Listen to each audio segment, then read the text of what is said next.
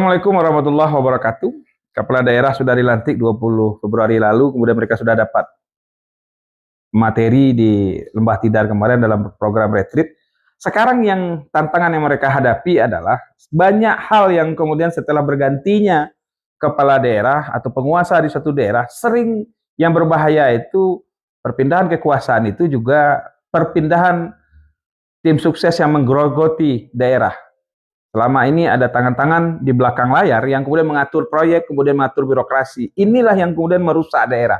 Prof. Mahfud dalam satu podcast kemudian mengatakan, ketika pergantian kekuasaan itu seakan-akan orang yang menggarong negara ini atau daerah kemudian berganti.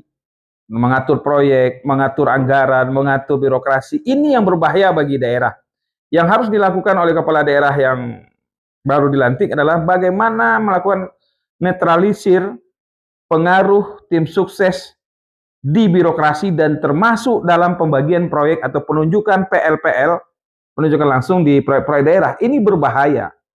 Kenapa? Karena sering itu ada kolusi termasuk korupsi.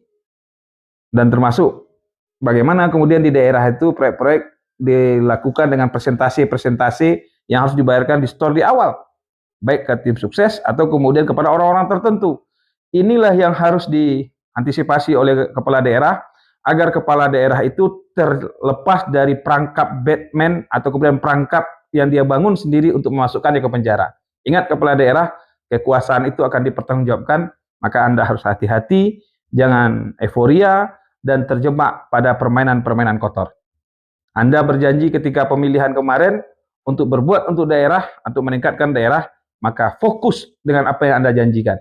Sekian, Assalamualaikum warahmatullahi wabarakatuh.